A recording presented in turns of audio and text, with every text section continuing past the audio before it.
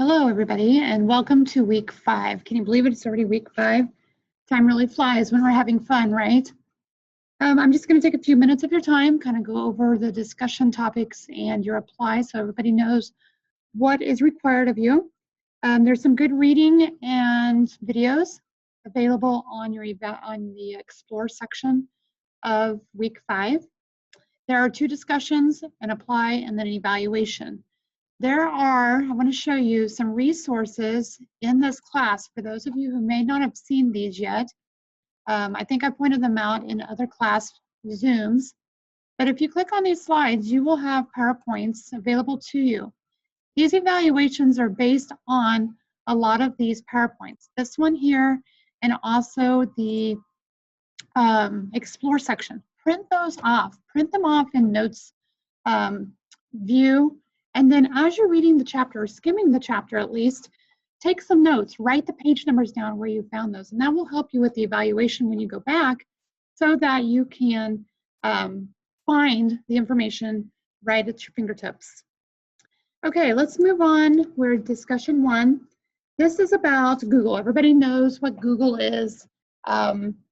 They were an up-and-coming computer program search engine. In the early 2000s, well, 2001, 2002, there was a tech bust, and nobody really had much, it didn't feel very secure by investing in computer search engines at that time. So it was really surprising then when Google decided to offer IPOs, or initial public offerings. So these were stocks that the company was going to allow the public, anybody, you and I, to purchase for a cash basis. And that would be giving then the public the opportunity to vote, to participate and trade when it came to Google. Why would Google do this? They needed to do this because they had a vision. They wanted to do some more futuristic things, and obviously it worked out for them. Maybe they needed a new building, maybe they needed to have new equipment, but they didn't want to go to a bank or a financier to pull that debt. They didn't want to go more in debt, but they were comfortable enough by selling these shares. So they sold them for a cash basis, and then they would accumulate over time as the stock market bounced up and down. And obviously Google is a very strong hold company in our investment markets today. So what was the benefits to this? So there are 3 prompts for you. Why did Google's management choose to issue common stock to satisfy the company's need for new capital? You might even Google, see if you find something from 2001, 2002. What was their vision at that time? What are some of the advantages and disadvantages of the approach of issuing IPOs rather than going to a financier? And what measures should investors use in evaluating management's performance with this? So some things that I would consider looking into is that shareholders or stocks that are sold, cash dividends, are going to help companies raise money without going into debt. It dilutes the holdings, though, of existing shareholders. So if there's 1 or 2 company owners, those shareholders, it's going to decrease their shares of it. Now we've got to include more people. You know, there's more mouths to feed, per se. This is an alternative for selling debt to a financier or a bank, or providing preferred stock, which preferred stock, then you're required to give a share each quarter, annually, whatever it may be. So there are no interest payments. It's in a less expensive route for a company. They're discretionary payouts. So after that first one, if the company is starting to sink, there's not a guaranteed payout every quarter, every annual payout time. They can kind of do that whenever they want, whenever there's enough cash flow. And another thing is, though, that instead of 1 or 2 shareholders voting on company developments, now we have to share that obligation with other people as well. In week 2, we are talking about stock dividends, cash dividends, stock splits, and treasury stock. There are some good examples of all of this in your Explore section and your textbook. Starting on page 505, we'll give you a good overview and discuss the accounts that are affected by these different declarations. Treasury stock on page 505. This is when the issuing company is able to reacquire their shares. So we've publicly sold at one point in time. Now we're going to buy those shares back because now we are more liquid. And they were on the open market, so they are available to anybody, but now we don't have so many shareholders out there. We can kind of decrease that pool that we have to share with. Stock dividends are talked about on 508, and this is a proportional distribution of shares among a corporation stockholders. So we are going to offer our shareholders not cash like the cash dividends, but we're going to offer them more stock. And we're gonna have these stocks, and they can then choose to put more eggs into that basket, or that stock might split, giving them more options then within the company. And on page 510, it talks about stock splits. And this is when a corporation increases the number of shares of a stock issued. So you can buy more stock, or you can just put a few eggs in each basket. And then of course, cash dividends, the whole chapter kind of talks about cash dividends.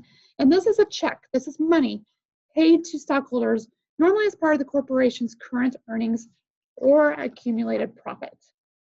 So what you need to do there is tell me, okay, with declaration of stock dividend, assets increase or decrease, liabilities increase or decrease, total stockholders' equity increase or decrease. So you need to have 3 answers for each one of those telling me what happens to each of those. They may not have an effect either, so that's an option. Okay, then your apply. Your apply section is, there's 2 parts of course, but they both talk about the same situation, just different organizations. And with this apply, they're talking about the EBI TDA. And what this is basically your net profit, everything that all of your expenses have been taken out of your gross profit, all of your depreciation, your taxes, that has been taken out. But then in order to see, because like with depreciation and the taxes, they don't have a cash, they have a cash value, but you're not paying that cash out, okay?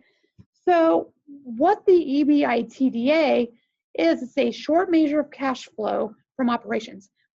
It's your net income, adding in your interest, adding in your taxes, adding in your depreciation and your amortization. So what it's giving you is not really a clear picture of your cash, because you can't sell a piece of machinery for $2,000 when it's depreciated $1,000 of that.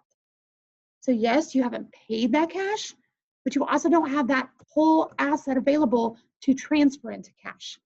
So it's kind of a tricky thing. Some people use it as a proxy for profits. Some people use it as a proxy for cash flow, but it really is neither. It's actually showing a falseness in your cash flow reports. It's very misleading. It can become inflated and not to be realistic.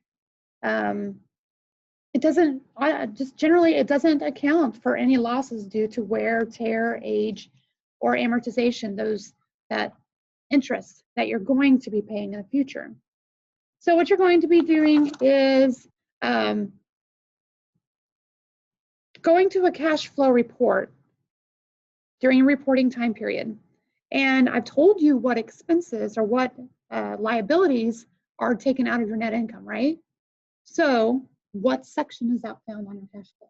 That's kind of what this first prompt is asking. Then what is a good approximation? That would be a number value, and explain your answer. Identify the major differences between EBI TDA and the section of the statement. Okay, what are you seeing differently?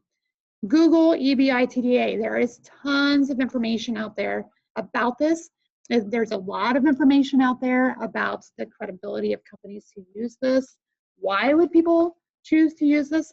So Google that, or look at exterior resources for this assignment as well. Give me some more information.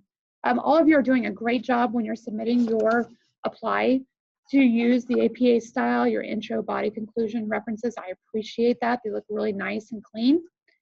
Discussions, please make sure that you are posting at least twice on your peers for each discussion. So that's 4 posts, peer posts each week if we have 2 discussions. Also make sure that you are reflecting on and giving me information about why you chose what you did, especially like on Discuss 1 for week 4. Don't just give me A, B, C, D. Okay, I want to know why you chose that. Tell me, give me a reasoning. Okay, if you have any questions, please do not hesitate to comment or to message. Also, I received a message for everybody to start getting your books for next term, so you're not held up at that point in time. If you've hung with me this point, your code word for this week is cash flow. Cash flow is your code word. Please message that to me for your extra credit in week 5. Okay, God bless. Have a great day.